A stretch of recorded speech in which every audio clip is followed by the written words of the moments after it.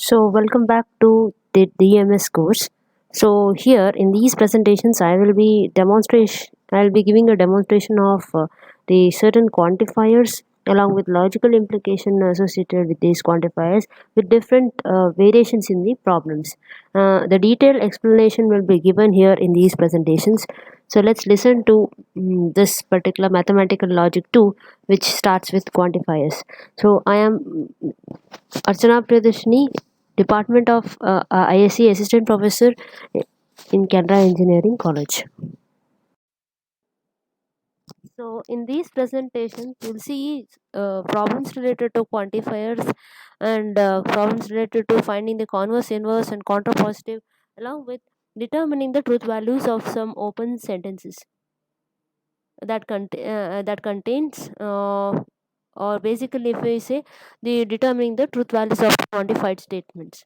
So I'm discussing about several problems over here that is related to quantifiers. So here let's look into the open statements. The topic I shall be telling you about what is meant by open statement or what is called open sentences and what are free variables, what is a universe in similar terms. Okay, let's discuss. Let's have some example over here. That is, I have given a particular example: x plus 3 equal to 6. Okay, and you can observe in the second line you have got x square is less than 10. So, what do you infer from these two kind of statements? Is x plus 3 equal to 6. Okay, x square is less than 10. So basically you can observe a variable kind of a variable declared in this two statements.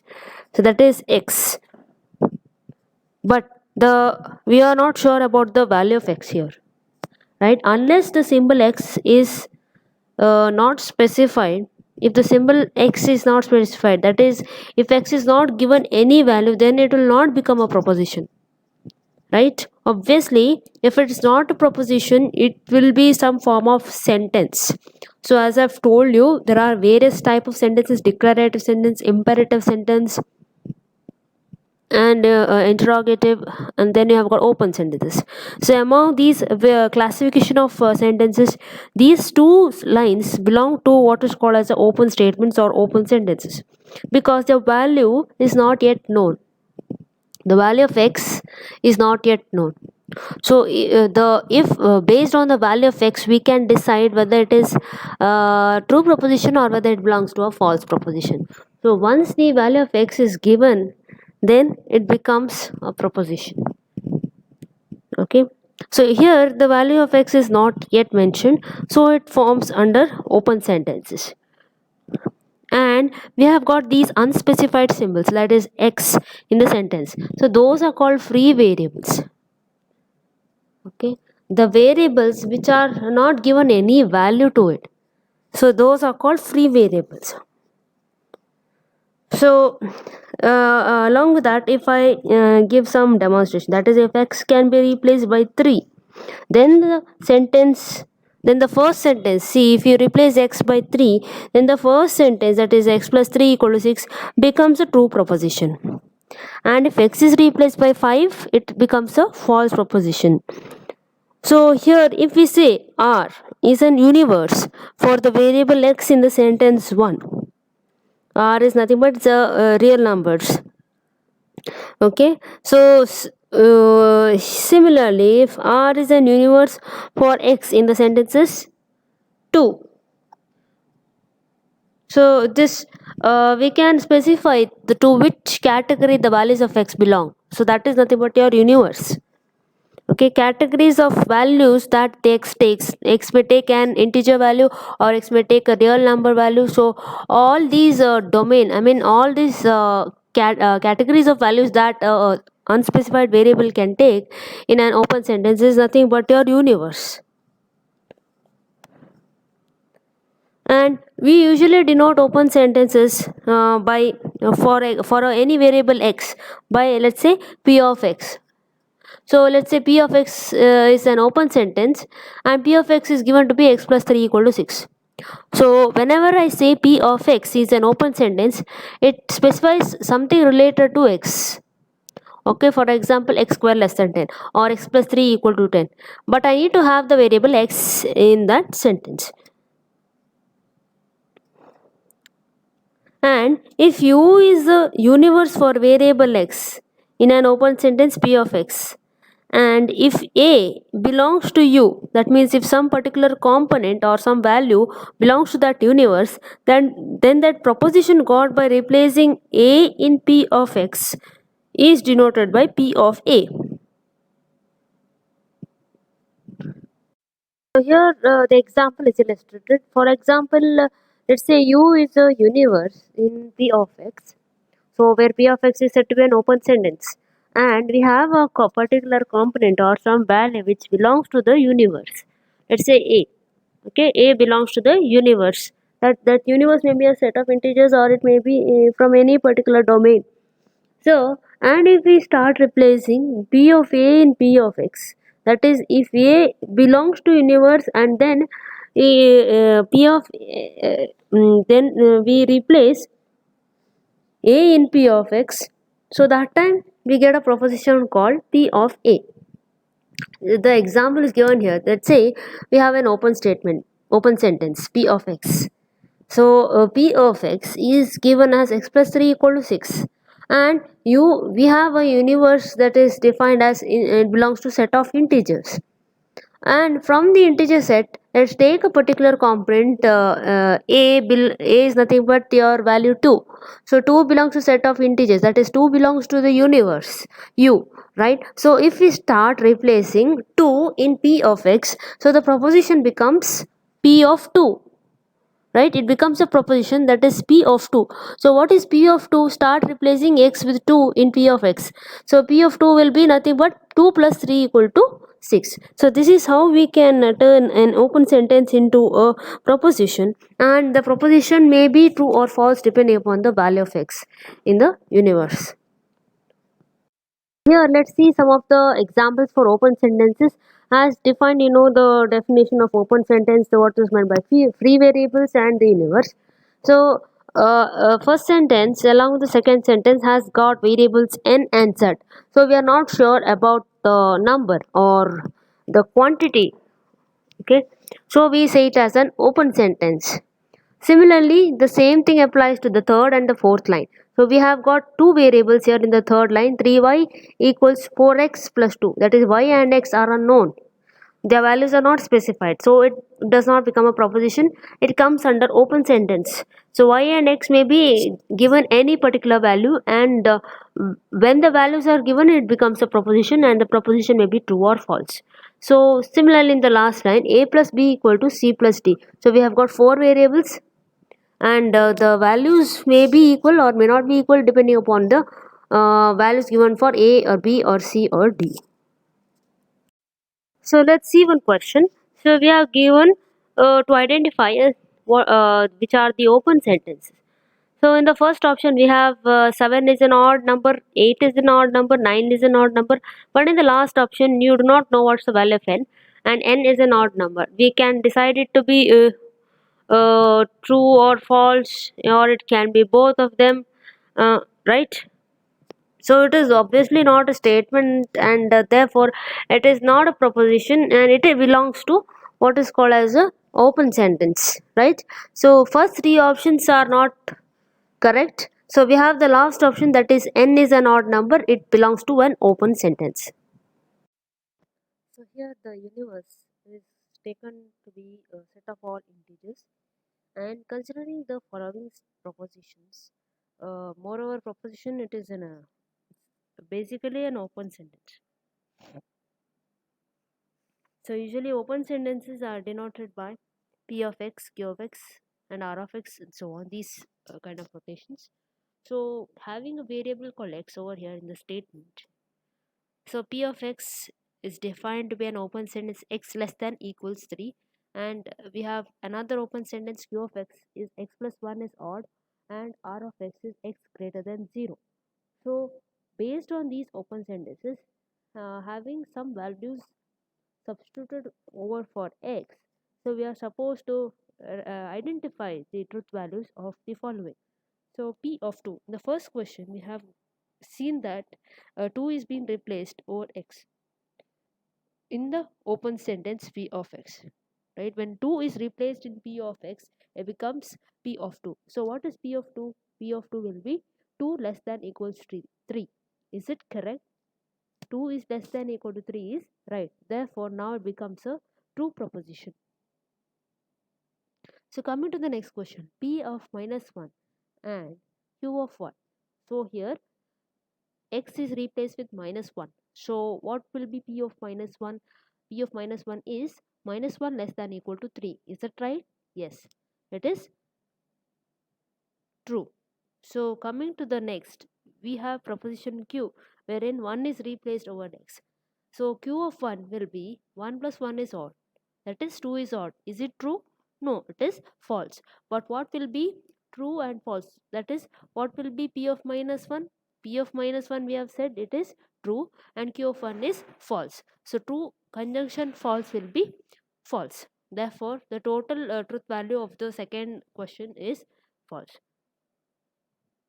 Let's see the third question. We have P of 4 or Q of 1 conjunction R of 2. So let's solve the brackets first. So Q of 1 will be 1 plus 1 is odd, it is false, and R of 2 is 2 greater than 0. So that is true. So false and true will be false. So what will be P of 4? P of 4 is 4 less than equal to 3. So is it true? No, false, right? P of 4 is false. So false or false. It becomes false, right? We get a proposition which is false, having truth value false. This particular presentation, let's see what quantifier means, and let's consider some examples that help us to identify which of them are quantifiers. So coming to the definition, let's take some particular example. For example, all squares are rectangles. Every integer x is, let's, for every integer x square is a non-negative integer. Some determinants are equal to 0 and there exists a real number whose square is equal to itself. Just examine these four statements. So when you observe these four statements in these propositions, you can say that these are propositions, right? And in these propositions we see the words all, every, some, and there exist, right? So we see the terms all, every, some, there exist. So these are associated with the idea of quantity. So these are associated with the idea of quantity. So such words are called quantifiers. So all tells us to include every item. Every tells us the means the same thing as that of all, and some tells us some represents a fewer items, and there exists to represent some fewer items. So each one of them are associated with the idea of quantity. So they are called quantifiers. And let's take an example. Let S denote the set of integers. So if we consider the first statement, that is all squares are integers. So how do we write this? Basically in symbolic form. So we can write it as, if I take any variable, let's say x, and if I have a universe consisting of set of all squares, so let that universe consisting of squares be represented by s. Okay, and if x is some component in that square, so and that square is represented as triangle, rectangle. Okay, so how this can be written? So you can write the first statement, that is all squares are rectangles, by having for all x, x is some component in the square set. Okay, so for all x belongs to s, where s is the set of squares, comma x is a rectangle. So the same thing can be written in symbolic form. That is, for all x belongs to S. This tells us for every set of items that are taken from X that belong to this square set, that square is a rectangle. So this X is a rectangle is represented by an open sentence P of X, and where X belongs to set of squares. So this is how any particular open statement can be written in terms of symbols. So let's see what a universal quantifier means. So we observe the symbol for all, right? So this for all symbol is used to denote all of the phrases like for all, every, okay, each, for any, right? So these terms are equivalent, right? If I say for all, it is also same as for every, so it is also same as for each or for any, right? So all of these equivalent phrases, they are called as universal quantifiers. Why they are called universal quantifiers is because they apply to all. That is, they, you can see that this particular the open sentence is applied, is checked for all. In the first sentence, you can observe all squares are rectangle. That means each and every square is a rectangle. So it is applied universally. So these phrases for all, for every, for each, or for any, all these equivalent phrases are called universal quantifiers. So let's see this particular example. So in the previous slide you have seen the third statement. Some determinants are equal to 0. So some determines that it represents only fewer quantities. So we are using the symbol there exists, right? So there exists x. So where x belongs to the set of determinants D, okay, D is the universe consisting of determinants. So we are taking some component in that universe D, and that component is said to be 0. That is, that particular determinant is said to be 0. So how do we denote it symbolically is there exists x belongs to the set of universe D, comma, P of x. So P of x is an open sentence that denotes x is equal to 0, where x belongs to determinants. Okay, this is how we denote any proposition in terms of symbolic form. And we use the phrase there exists to represent for some, or there exist, or for at least. Okay, these are the terms where we represent fewer quantities. So all these equivalent phrases like for some, there exist, or for at least one, okay, these phrases are called existential quantifiers. These phrases are called existential quantifiers. Which are those phrases? For some, there exist, or and for at least one. Okay, these are called existential quantifiers. And the quantified statement is a proposition that contains universal or existential quantifier. So the quantified statement can be is a proposition. It may be a proposition of the form for all x belongs to x, or it may contain there exists x belongs to x comma p of x. Okay, any one of these, or it may include both of them, right? So for all x belongs to x, or comma p of x, or there exists x belongs to x comma p of x. So where p of x is an open statement and S is the universe for x in p of x. So if we say for all x comma p of x, or there exists x comma p of x, so the universe is not stated, right? So universe means to which domain does x belong to, or whether it is set of integers or whether it is set of real numbers, that is not specified, right? When I say for all x comma p of x, right? So this kind of variable which is present in the quantified statement is called bound variable. It is called bound variable.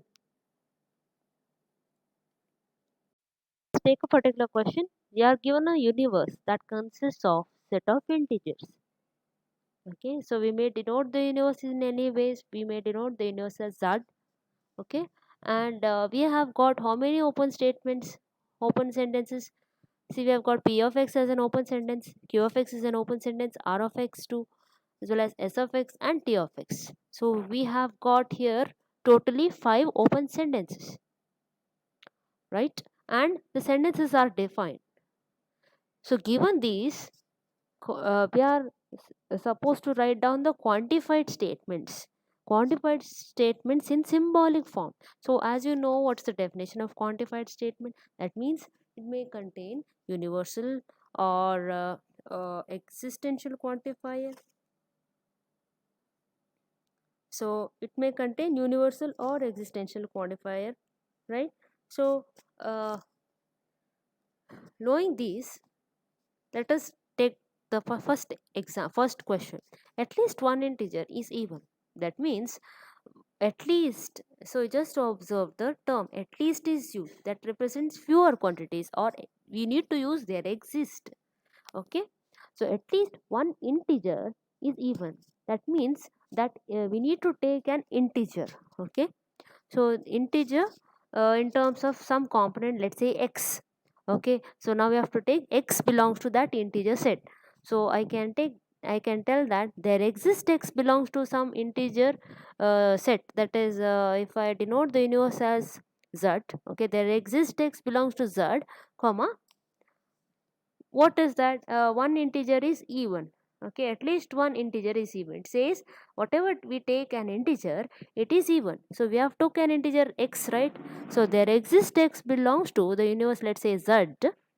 Z is the universe of set of integers. So there exists x belongs to z, comma, and that integer is even. So which is the open sentence that contains integer is even? It is Q of x. So there exists x, we can also include there exists x belongs to z, or we can just say there exists x. So there exists x, comma, Q of x. So that is our first question. So coming to the next question, there exists a positive integer that is even. So first of all, you must observe whether we need to use for all, or whether we need to include there exist. Okay, so whether we need to use existential or universal quantifier must be observed first. So here in the second question, we have there exist. So it represents existential quantifier. Therefore, we must use there exist. Okay, there exist x. Okay, and belonging to the same universe, that is set of integers only. There exist x. So we need to consider a positive integer, and that integer is even. Okay, so which is the open sentence that tells us it is a positive integer? So you can observe in the first open sentence P of x, x greater than 0. So this is similar to saying that it is a positive integer. Okay, and it should be even. So which is there any open sentence that tells that integer is even? Yes, we have the next open sentence Q of x that tells x is even. So totally we can write it symbolically. There exists x, comma, P of x and Q of x. Okay, so coming to the third question. Every integer is either even or odd. Clear? So every integer is either even or odd. Every integer, every means for all. So therefore we must use universal quantifier for all. Okay. So for all. So how do we say this third question? For all x. Okay. Let me stop there. For all x. Then what? Every integer is either even or odd. So for all x, it is even. So which is the open sentence that tells it is even? X is even, that is Q of x, right? And which is the sentence that tells you it's odd? That means we can also say that x is divisible by 3. X is divisible by 3 doesn't mean that always it is odd. You can just observe. See, if I take 27 divided by 3, it is 9, right? What about 6 by 3? 6 divides 3. 6 is divisible by 3. So what is the X, is it odd? Every integer is either even or odd, right? So if I take the state open sentence, x is divisible by 3, does it mean that that integer is odd whenever integer is divisible by 3? No, I can take x to be 6, I can take any number, any set of integers, but that doesn't mean that that integer is odd, right? So one thing is I can negate the open sentence q of x, so which is similar to saying that x is odd. So q of x is even, okay, and negation q of x is odd. So I can say this as there there exists, here I've got every integer, right? So you're using for all x, okay, for all x, q of x, okay. So q of x XOR negation q of x. Why XOR? It is given every integer is either and or terms are used. So every integer means for all x belongs to some universe, let's say z, comma, it is q of x XOR negation q of x. So coming to the fourth question, if x is odd or is not divisible by 7, then then x is divisible by 3. So if x is odd, so which is the term? If x is odd means you need to have a negation q of x, right? Or that means or is not divisible by 7. Negation t of x. Negation q of x or negation t of x implies, because it is using if and then terms, right? So if and then implies x is divisible by 3 means s of x. So usually it is for all, right? So for all x, negation q of x or negation t of x implies s of x. Okay, this is the way we write the last question. For all x, comma, x is odd is given by sentence, by open sentence, negation q of x or negation t of x implies s of x. So let's look into the truth value of the quantified statements. Mhm. So we have got two rules that we are employing to determine the truth value of the quantified statement. So the first rule is, if we have got a statement for all x belongs to x, comma, p of x, and this is said to be true only when p of x is true for each x belongs to x, s. So this must be known. This is the first rule. When can we say for all x belongs to s, comma, p of x? We can say for all x belongs to s, comma, p of x, and this p of x is said to be true only when p of x is true for each and every x belongs to s. And the second rule is the statement there exists x belongs to s. Okay, so there exists x belongs to s, p of x, it is false. So when can we say there exists x belongs to s, comma, p of x is false? When p of x is false for each and every x belongs to s, right? So how can we check, when can we say for all x belongs to x, comma, p of x is false? When can we say p of x is false for each and every component? P of x is false when if we exhibit at least one element of s, so that p of a is false. So if I take one component a in the set of universe s, and if p of a is turned to be false, so then we can say for all x belongs to x, comma, p of x is false. Okay, so that element a is called the counter example. Counter example. So you're taking one component from the universe and proving that component is, that proposition is false. In that way you're proving that it is false for all x belongs to s, comma, p of x. In the same way, let's see the next rule, that is there exists x, comma, p s, comma, p of x. When can this be true? So you know that it is false when p of x is false for each and every x belongs to s. But when can this there exists x belongs to s, comma, p of x be true? It can be true if it is enough to exhibit at least one element A in the universe S, such that P of A is true, right? So there exists S belongs to S, comma P of X is true if it is enough to exhibit at least one element A of S, such that P of A is true. So these are the rules that determine the truth value of the quantified statement. In the next slide, let's see about the rules of inference. So in this rules of inference, as stated in rule 1 and rule 2 before, so we obtain the following rules of inference. So the first rule is rule of universal specification. The rule of universal specification, that is, if we have an open statement P of X is known to be true for all X in the universe S, okay, so if we have an open statement P of X and it is true for all X in the universe S, and if we have one component, let's say A belongs to S, okay, then P of A is true. So that is you're specifying one particular term from the universe and saying that the entire proposition is true for all X in the universe S.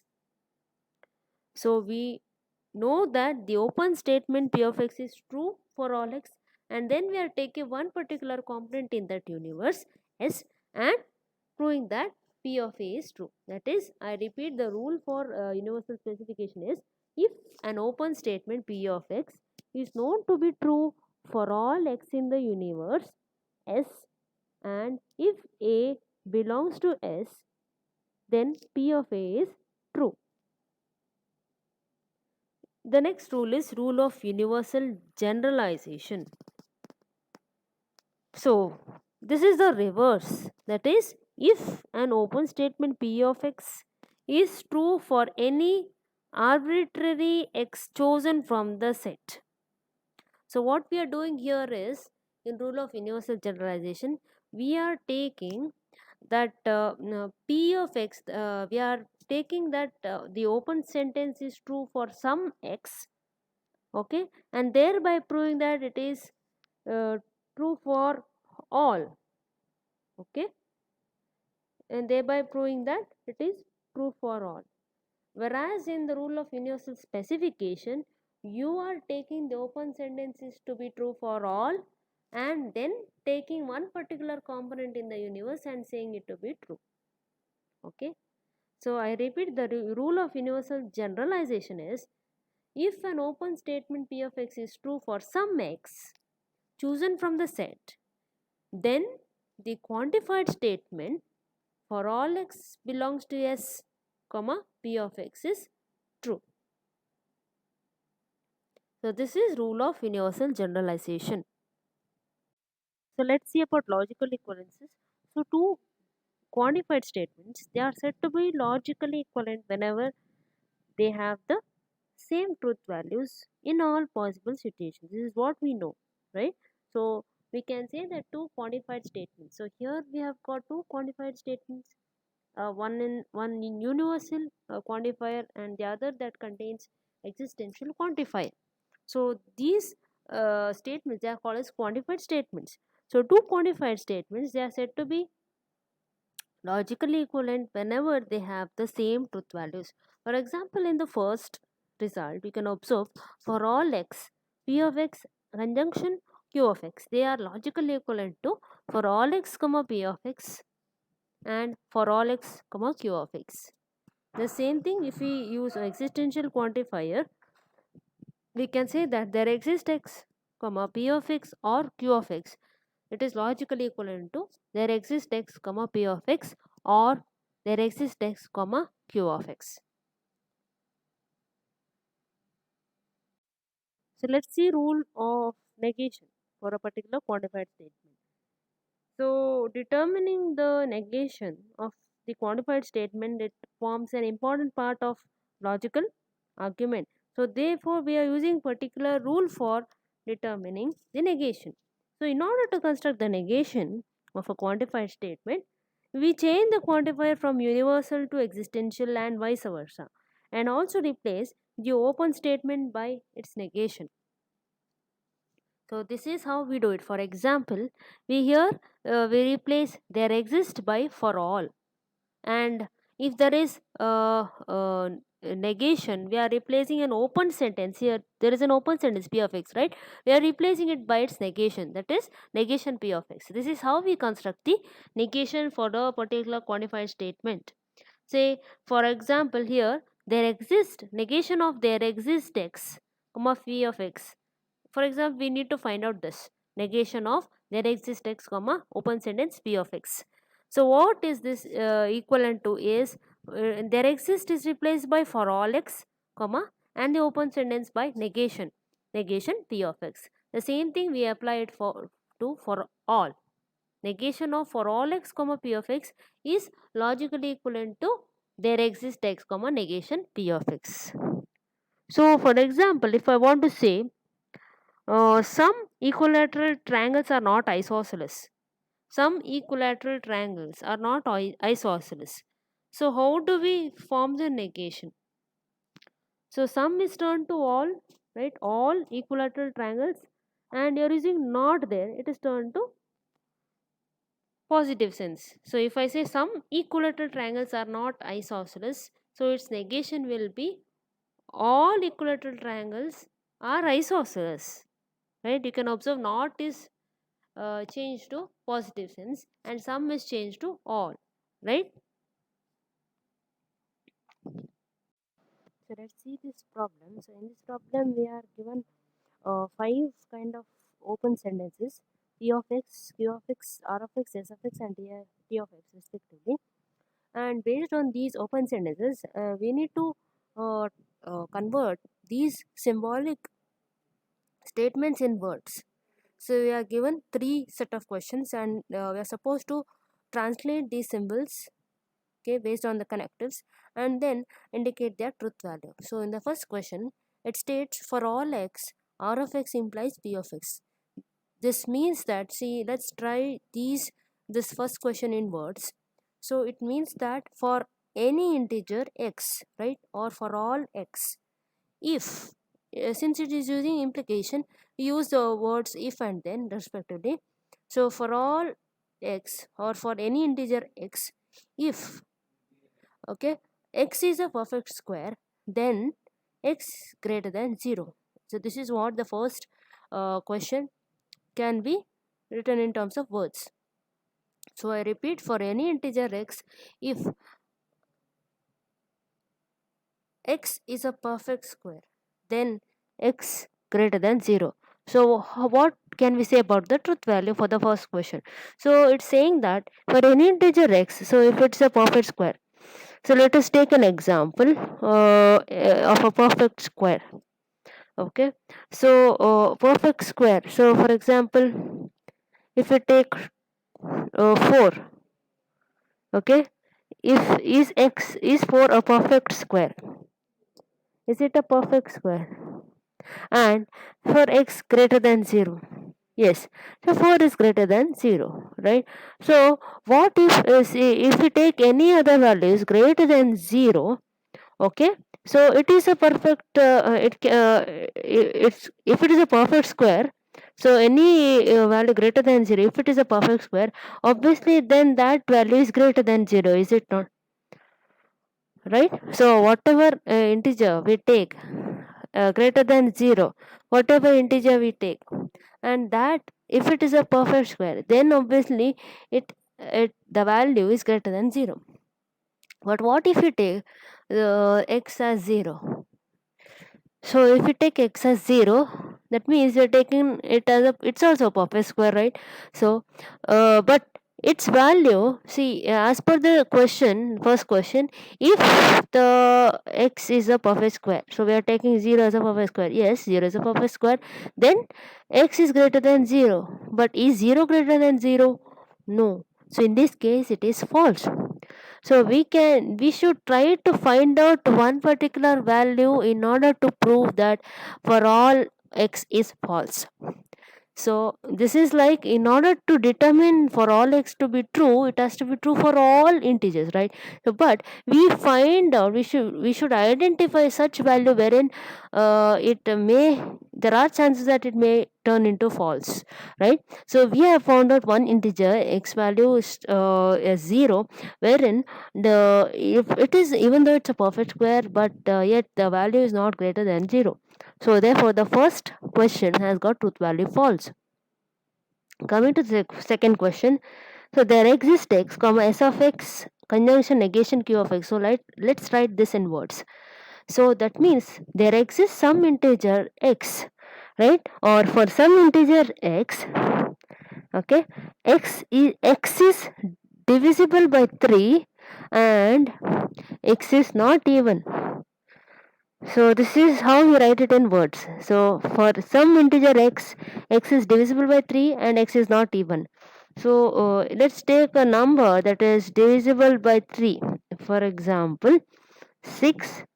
Okay, but and 6 is not even. Is this statement true? 6 is not even.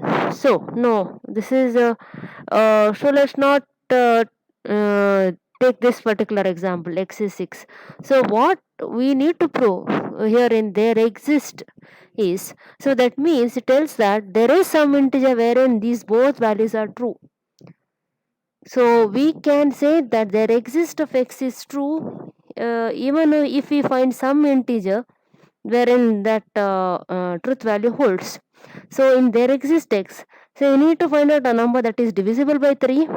For example, if we take 9, okay, and that number is not even. Is it right?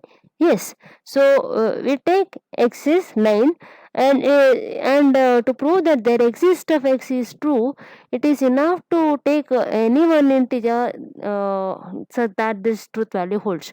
So it need not be only for x is 9. So there are several other values wherein the second question has the truth value true, right? So we are taking one such value.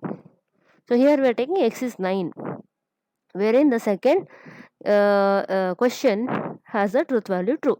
So coming to the last question, third question, for all x comma negation of r of x.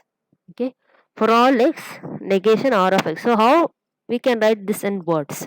So it means that for any integer x, x is not a perfect square, right? For any integer x, x is not a perfect square. So since you have got a universal quantifier here, that is for all x, we need to identify uh, if there are chances that this may turn into false. So we need to identify such integer, okay, in case of for all x, wherein that condition may fail or it may be false. So let's see whether we can get any integer wherein x is not a perfect square, right? So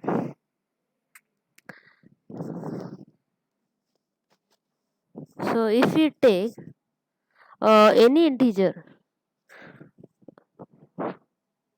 if we take for example 2, it is not a perfect square. So if we take any integer 3, is it a perfect square? No, right? 3 is not a perfect square. What about 7? No, it's not a perfect square. But according to the third question, it says that if any integer can be a perfect square, right? According to the third question, it says for any integer, x is not a perfect square.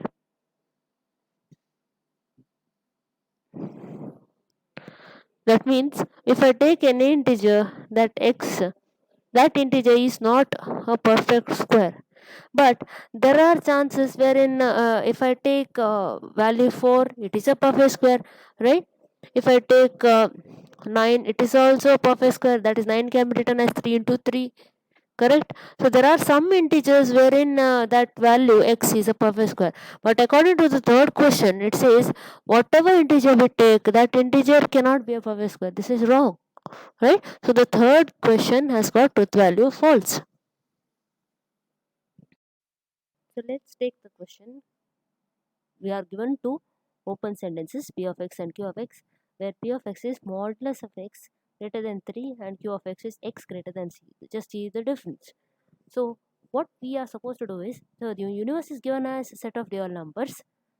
So you know what are real numbers, right? So oh, we need to check all the values belonging to the real numbers to consider the truth values. So the question states, we need to find out the truth value of the statement for all x, p of x implies q of x. And then we are supposed to write down the converse, inverse and contrapositive of the statement and then determine the truth values. So first let's find out the truth value of for all x, p of x implies q of x. So what does this mean is, first of all, before determining the truth value of the statement for all x, p of x implies q of x. So let's find out whether if we take any value, this quantified statement holds, that is for all x p of x implies q of x holds. Okay, so since you're taking real numbers, it can be ranging from plus minus and so on. So if we take a real number, let's say take the example minus 4 here. So what if we apply x as minus 4 in the open sentence p of x? So p of minus 4 will become minus modulus of minus 4 is greater than 3. So minus 4 modulus greater than 3 means that 4 is greater than 3. So minus 4 is, when we apply modulus, it becomes 4. 4 is greater than 3. Is it true? Yes, this is true. But what if we check for q of minus 4? Is minus 4 greater than 3? No, that is false. So what will be the truth value of p of x? The truth value of p of x when x is minus 4 is true, and the truth value of q of x when x is minus 4 is false. So overall p of x implies q of x is false. Is it not? That means we have checked out one particular value wherein for all x it is turning to be false. So thereby the truth value for all x p of x implies q of x is false. So this is our conditional. So moreover we can say something about the truth value of the contrapositive. As we all know from the derived true facts, that is, we know that conditional and contrapositive, they are logically equivalent, right? So if say that this conditional is false, then contrapositive also is false. That is, your contrapositive can be written as for all x negation q of x implies negation p of x. So this is also false.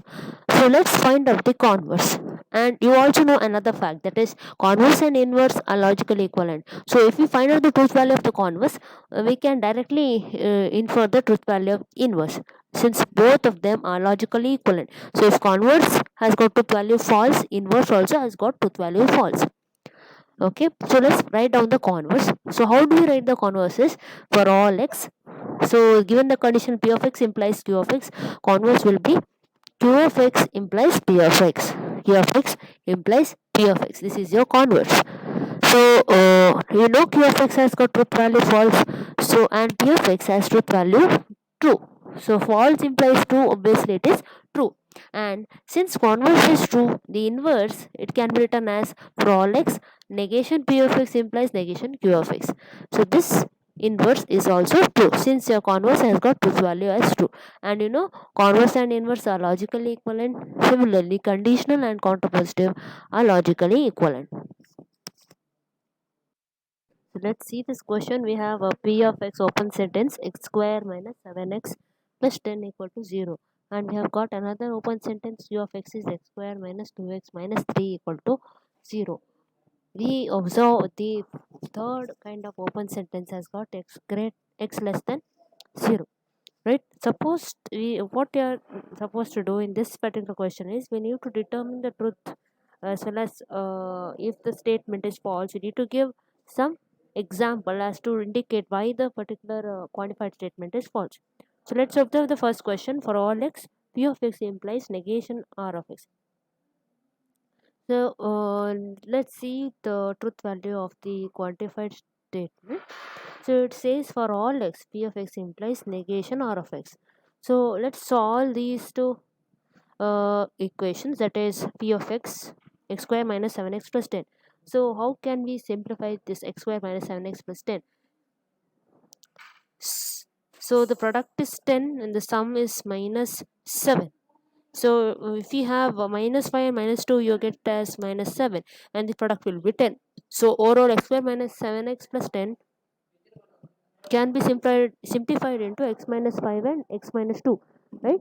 So therefore p of x is true for x is 5 and x is 2, correct? So just observe the question, x square minus 7x plus 10. So p of x is true for x is 5 and x is 2. That is, p of x is true for all x belongs to the universe. So universe, you are taking it as, and it is given as 2 and 5. So this p of x sentence is true for all the elements in the universe. And let's solve the second equation, that is x square minus 2x minus 3 equal to 0. So when we solve this, we get it as x minus 3 and x plus 1.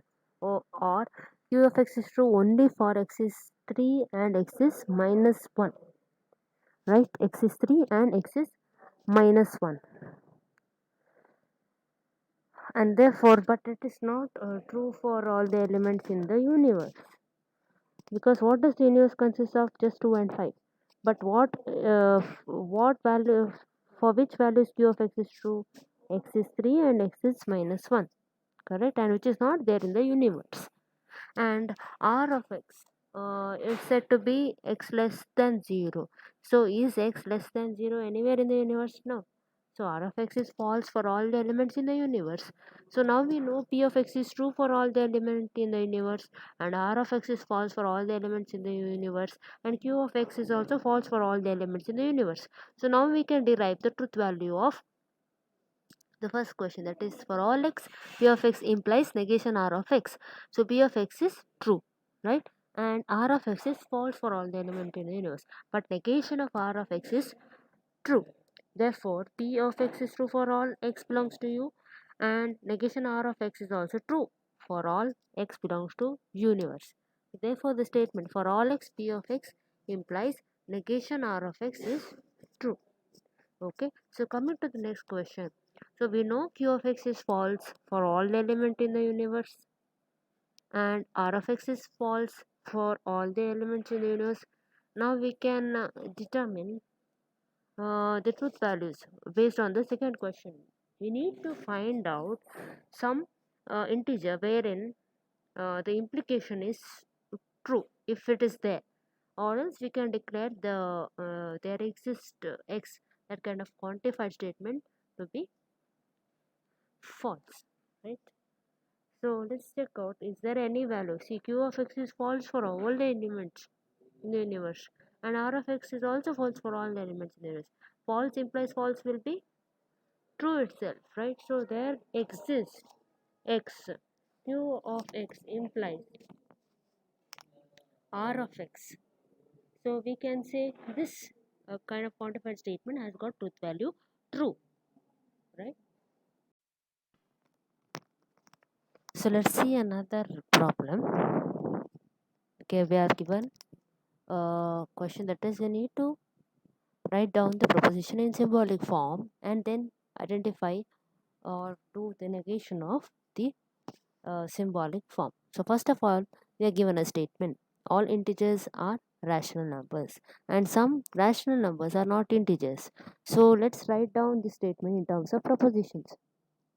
So first, there are two concepts, that is rational numbers and integers. So let's denote this. P of x will be x is rational number and q of x will be x is an integer. Okay, let's write down this. Knowing these propositions, let's write down the symbolic form. So all, it says all integers. That means for all x. So that x belongs to integer set. That is z. Let's say z. So for all x belongs to z, comma p of x. So where p of x is nothing but it tells that number is a rational number. And we are using conjunction. Some rational numbers, we know, you see the term sum. That means there exists x belongs to the domain says it is rational numbers. So let's say q is the domain for rational numbers. So we can say there exists x belongs to q, comma, and they are not integers. That means negation q of x. So something like this. So for all x belongs to z, comma p of x. That means that p of x is your rational numbers, and some rational numbers there exists x. Okay, belongs to the domain, that is q. Q is the domain for rational numbers, comma, and that rational number is not an integer. That means negation q of x. So how do we write the negation? We need to find out the negation of this whole symbolic form. So negation of for all x belongs to z, comma p of x, and there exists x belongs to q, comma negation q of x. Negation of the whole term is nothing but you're applying De Morgan's law. So the negation of the whole term will become negation, or you can write for all x. When you apply negation to for all x, it will be there exists x, right? So for all universal quantifiers will be changed to existential, and the open sentences are replaced by its negation. So negation of this whole symbolic form will be there exists x belongs to z, comma negation q of x, or for all x belongs to q, comma q of x. So this is the negation of the whole term.